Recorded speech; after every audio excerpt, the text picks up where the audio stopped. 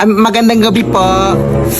Dito ba nakatira yung makeup artist ate? Ay, oo, ako po yun. Hala, ikaw ba yung nag-chat sa akin sa messenger? Ay, yes, ako po yun. Magpapamakeup sana ako sa UT kasi aatin ako ng Dibo mamaya alas 8. Sige, pasok kaya. Baka malate ka pa, day. Kasi parang matagal-tagal pa itong gawin, oh. Sige, maupo ka lang dyan, iha. Wala ako ng mga makeup dun.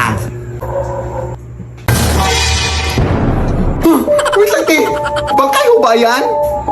Ay, oo nga pala. Nag-makeup din pala ako ng mga bangkay, iha. Doble kita na rin. Pwede ba yun? Nakot ako tumunto. Bakit ka natatakot? Mukhang bangkay ka naman din. Sige na, kukunin ko na yung makeup, iha. Baka malit ka pa. Te.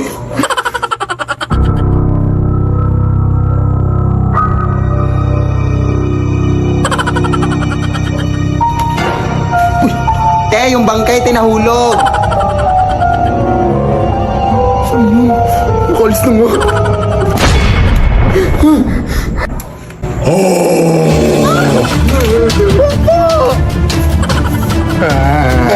Pawa ka, kuya.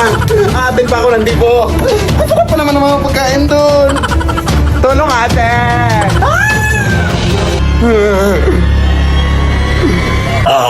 Leave me alone. Anak, iwasan mo nang tumanggap ng mga bagay na bigay ng mga tao, anak, ha? Kasi balita ko madami-dami na din mga nabibiktima sa mga kulam at mga gayuma dahil sa mga bigay-bigay na yan, anak. Kaya huwag ka nang tumanggap ng mga kahit ano, ha? Mapadamit man yan, mapa-cellphone. Basta wag. Sige, na. Sino yan?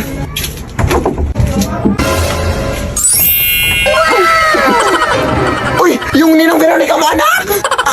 Kamusta ka, Mare? Nakauwi mo lang ba galing ibang bansa? Oo, Mare. Kanina lang. Medyo matagal-tagal na din akong hindi nakabalik dito no mga 10 years na. Ay, actually, mabilis lang ako dito, Mare. Magbibigay lang sana ako ng onting tulong dito sa inaanak ko. Kailangan talaga namin yan, Mare. Paano ka nga dito, anak? Ano ba? Parang lumakas ang anak mo, Mare, ha? Pero bakit parang lumakas din yung amoy? Oh, hindi ko na to papatagalin pa. Oh, ito 10K. Ay, hindi na po. Huwag na. Sige. Eto, gagawin ko na lang 30K. Bingi ka ba? Sabi mo, wag na. Lumaking bastos din pala tong anak mo. Ikaw na lang bahala dito, Mario. Ikaw na lang magbayad sa mga gastusin niya. Hindi ka ba nakakaintindi? Huwag na nga! Punutin mo yung mga pera mo! Bubas ka na! Dami mong dada! Get out! Buti na palabas sa ating sininang no? Kulanin pa tayo nun. Leave me alone. Basta nga alam ko na yung maganda ako at masaya na ako ngayon. Oo, ganyan dapat! Huwag ko siyang isipin! Pero mahal ko pa rin talaga siya, Day. Ano nga yan? Ano ba? Kanina ba kayo dyan, Ang ingay-ingay nyo! Hindi na kami makatulog dito, oh! Konting respeto naman! Ay, natutulog pala mga aswang, Day. Respeto? Hindi mo nga kami nirespeto? Hindi ka naman kayo binabastos, ah! Sa tingin mo sa amoy mong yan, hindi ka nakakabastos? Bahala na nga kayo dyan. Aswangin sana kayo. Kuya anak, sumunod ka lang sa lahat ng mga utos sa'yo. Alisin mo yung mga nag-iinuman doon. Sige na. Mga ate, sabi po ni nanay na huwag na dayan, dami mong dada. Buti patkunan mo na lang kami ng tubig doon sa inyo. Sige. Anak, ano yan? Nagpapakuha sila ng tubig na. Sumunod ka naman. Akala ko masundin lahat ng utos sa akin. Nakakalito naman to. Tulog na nga. Bobo talaga to. Diba? Kaya maniwala ka sa akin. Ano yan, Day? Aswang, Day.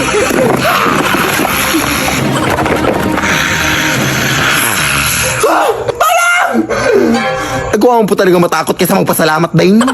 Ang galing. Alis na nga. Mas nakakatakot ka pang tignan kaysa sa akin. Uy. Anak! Ito na yung bagong una na pinapabili mo. Ay, akala ko ba bago na? Bakit amoy luma? Ay, nabili ko pala yan dun sa may nagtitindang matandaan na. Sabi niya, unan daw yan ang yumaon niyang asawa. Bakit ba dun ka bumili? Kaya pala amoy gurang. Okay lang yan, uy. Ano pa bang magagawa natin yan lang afford ko? At nadapuan mo lang yan naman ang mga balakubak mo. Kaya huwag ka na maarte dyan. Nay! Makatulog na nga lang.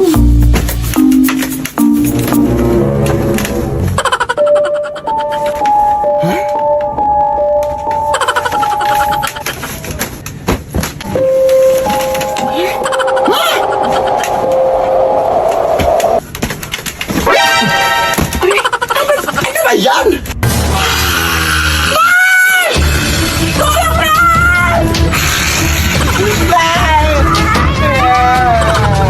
Leave me alone. Ano ba yung ingay dito? Alam! Leave me me by the hand.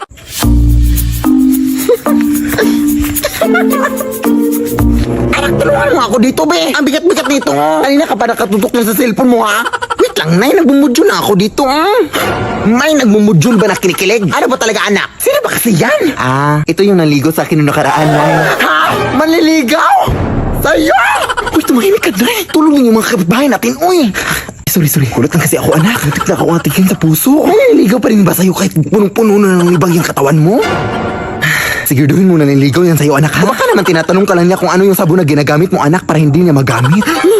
Grabe ka naman, Nay. Akin na nga yan.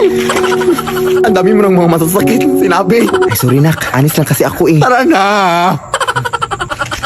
Hala! Bakit nakabukas yung gate natin, anak? Ha? Nasara ko naman yan. Ano ba yung ingay dito? Hoy, sino ka?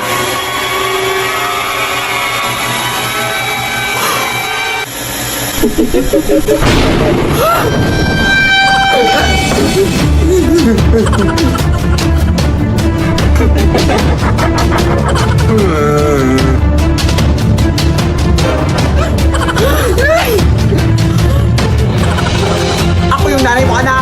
Ha? Hindi! Ako yung nanay mo, anak. Huh? Alam ko kung saan ka nag-aaral, anak. Saan? Sa paaralan. Tama! Ikaw! Alam ko kung ano yung favorite color mo. Ano? Black kasi nangitim yung ingrown mo. Tama rin! Wait lang, nagugulan ako. Sige, sino yung nagbayad sa inyo ng utang kaya lang Esther kaninang umaga?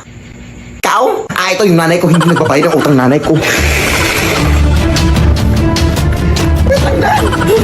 Dito na lang muna siguro tayo sa labas magpapalibas ng gabi natin, anak. Baka bukas ang umaga mawawala na sila dyan sa loob.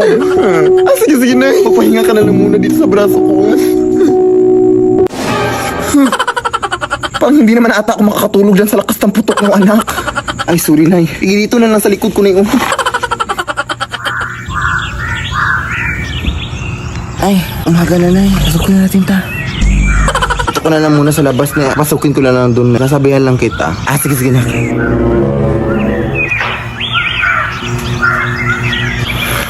Nay! Wala na sila, Nay!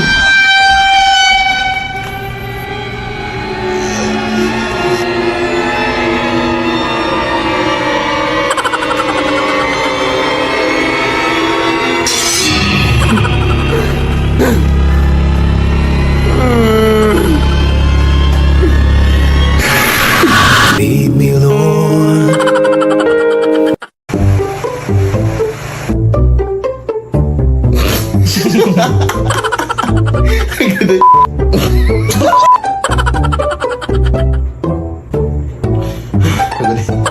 Ate!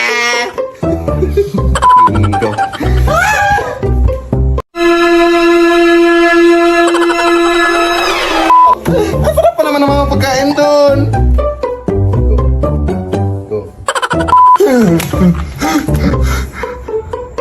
Ako naklaro mo.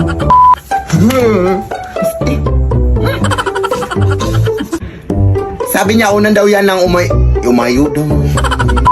Sabi niya, unan daw yan ng yumaon. Suda. Ano yan, ingay dito?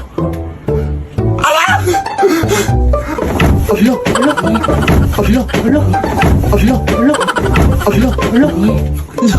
Ala.